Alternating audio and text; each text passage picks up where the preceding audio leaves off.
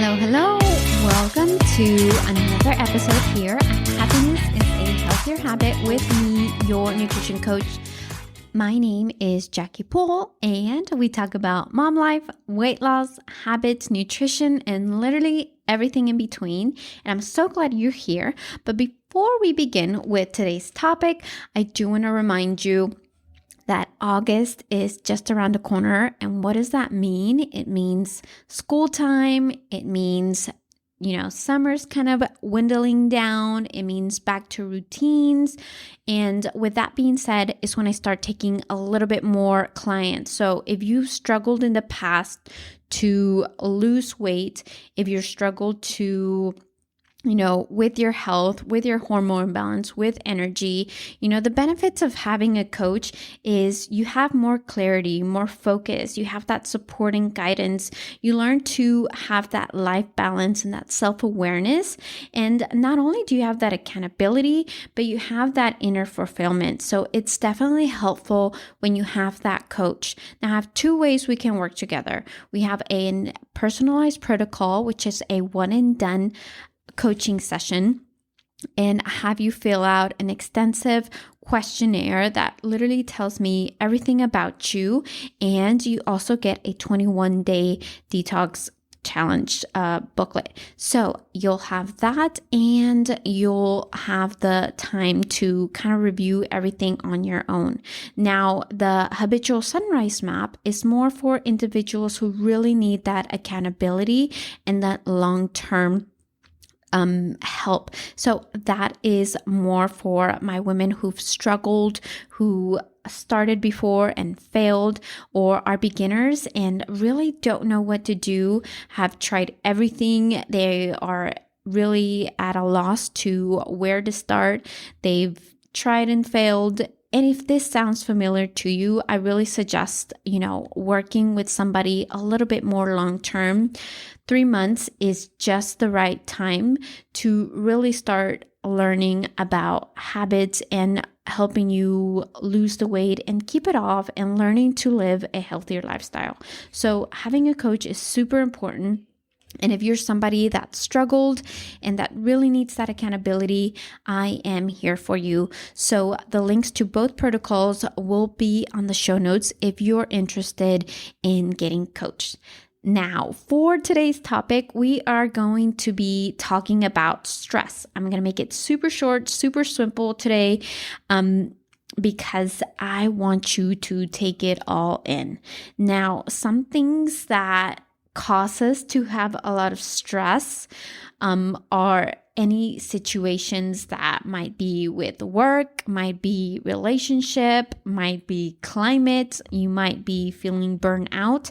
There's so many things, there's seasons, ups and downs. I know, for example, my husband had surgery weeks ago, and that month it was so scary. Not only was he going through like a 4-hour surgery, but the recovery was so long, and it, nights of not sleeping, nights of going back to the, emergency room, we had to call an ambulance in the middle of the night.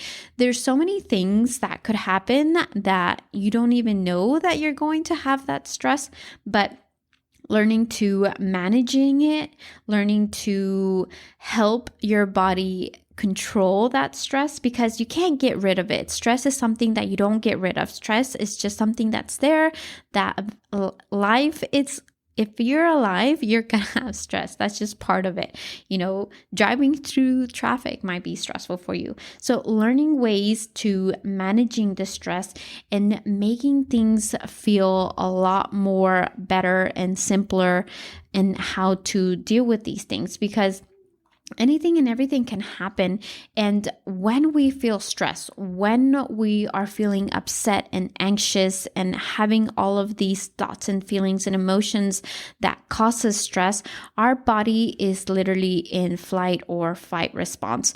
And we are in like survival mode, and our body is not worried about making babies. Our body's not worried about digesting food.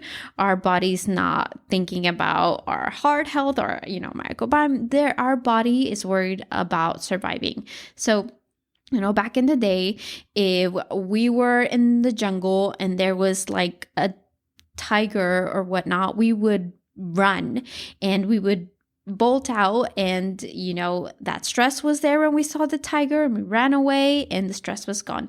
Well, stress is definitely a little different nowadays because we have bills to pay, you have your mortgage, you have kids, you have traffic, you have work, so there's so many things that it's really learning how to managing it, because again, it definitely disrupts our hormones, it drains our energy, and it can manifest itself in our body in so many ways. For example, it can disrupt our sleeping, it can disrupt our digestive tract, it can cause us to have brain fog, it can lead us to definitely gain weight, or even had like food cravings that we didn't even know we had because stress is going on.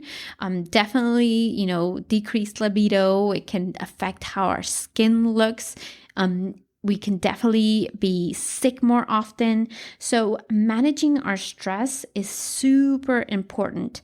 And one way to do this is eliminating just a few things and adding things in. So let's talk about the things that we should eliminate when we are having stress, because these things actually drain our energy, and we might think that is helping make us feel better, but it's really making things worse. So number one is maybe taking out the alcohol for a little bit. So when we come home from a very stressful day at work and think a glass of wine might help and might put you to sleep faster, well, it might help you in the instance, but your sleep is actually going to be worsening by taking those drinks, and it's really not going to be helpful, especially if you are trying to lose weight. Alcohol is always a priority. It's going to stop trying to lose that fat because it has to get rid of the alcohol because it cannot absorb it in any way. So that's number one priority when you are drinking alcohol and it's in the body. The body's trying to exit it out as soon as it gets there. So when you are stressed, alcohol should not be something that you go to. Number two is going to be sugar. Definitely, when you eat more sugar, your body's going to crave more sugary things, as well as it's going to create blood spikes in your system, and it's not going to be helpful in your body when you're trying to lose the weight, when you're trying to balance those hormones. It's just going to disrupt all of those things that you're working towards, doing. And number three is eliminating the smoking. Now, in day and age, we all know that smoking is not great. It definitely disrupts our hormones, and it can definitely be something that people tend to go to when they're stressed.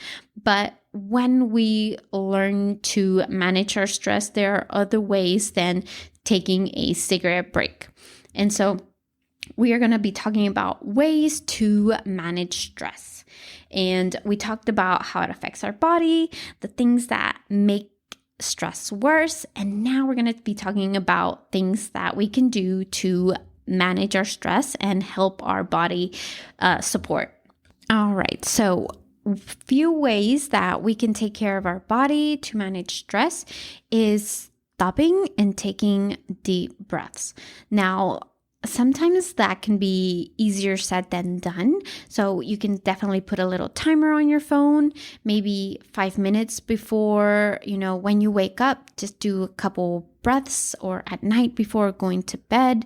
That's something that's definitely going to get more oxygen into your body, help you kind of think through what's going on, and really focusing on that breath and core and bringing one-on-one together. And it's definitely a way of meditating. And it doesn't have to be long. Take 5 minutes out of your day and practice your deep breathing. Number two is going to be focusing on eating whole foods, on having well-balanced meals. We've always talked about, those high palatable foods, fast food, all of those things are not going to be beneficial as as well or better than whole food. So always go for that if you're feeling stressed. Sometimes when we feel stressed, we might even forget to eat or won't feel hungry. So always, if that's something that you tend to do or have trouble doing when you're stressed, getting enough food in you. You can also do the opposite, but always have things prepared. And if that is something that you do, maybe timers, set a timer that it's time to eat, because it can be the opposite. We can tend to overeat or undereat. So we got to remember to fuel our body the right way, and just having well-balanced meals and focusing on whole foods is going to make a huge difference.